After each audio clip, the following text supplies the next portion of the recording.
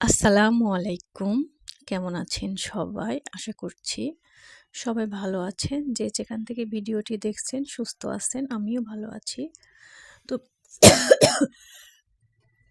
অনেকদিন পরে চলে আসলাম নতুন একটি ভিডিওতে। তো আসলে ওরকম করে সময় হয় না। ভিডিও করার মতো সময় নেই। ফোনে সময় দেওয়ার মতো সময় নেই। যাই হোক ব্যস্ত। দিনে দিনে এরকমই হবে, মানুষের ব্যস্ততা বাড়বে। তো সকালবেলা থেকে ভিডিওটা শুরু করলাম। সকালে আমি এখানে নাস্তা বানাবো ছেলেকে নিয়ে, তারপর স্কুলে যাব 6:30টায়। আমি এই তো নাস্তা বানাচ্ছি এখানে। আমি ছেলের জন্য এখানে একটু মানে এটাকে কি বলে, রুটি দিয়ে পাউরুটি দিয়ে আর কি আমি ডিমটা ভেজে ডিমের ইয়াতে দিয়ে ভেজে নিচ্ছি। স্যান্ডউইচ টাইপের কিছু একটা। তো বাচ্চা তো ওর জন্য আলাদা কিছু করতে হয়, আবার আমাদের জন্য আলাদা করতে হয়।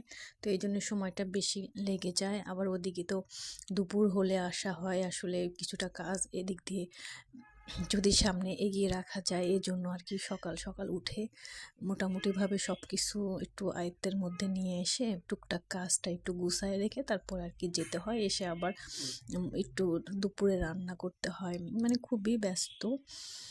তো যাই হোক, দেখতে থাকেন ভিডিওটি, লাইক দিয়ে দেবেন। এখন পর্যন্ত যারা ভিডিওটি এ পর্যন্ত চলে আসছেন দেখতে দেখতে অবশ্যই একটা লাইক দিয়ে দেবেন, আমাকে সাপোর্ট করবেন প্লিজ প্লিজ।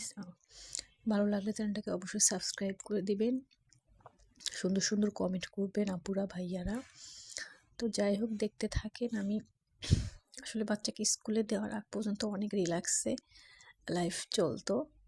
ঘুম থেকে 7:30-8টায় উঠলেও কিন্তু সমস্যা হতো না, কিন্তু এখন আসলে বোঝা যায় যে আসলে ব্যস্ততা মানুষের, আসলে ব্যস্ত থাকলে এক হিসেবে ভালো, সময়টা খুব তাড়াতাড়ি চলে যায়। আর একটা কাজের ভিতর তো থাকি, এটাই আর কি ভালো লাগে।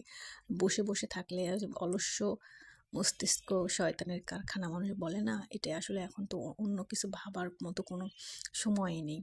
তো যাই হোক, যে আমাদের জন্য এখানে আমি রুটি বানিয়ে নিয়েছিলাম, সেটা আমি এখন তাওয়াতে দিয়ে ছেঁকে নিচ্ছি।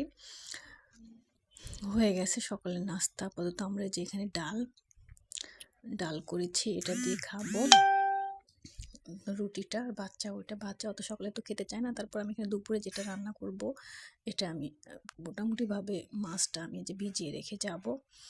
তো ভালো থাকবেন সবাই, আজকে এ পর্যন্ত। আল্লাহ হাফিজ, আসসালামু আলাইকুম।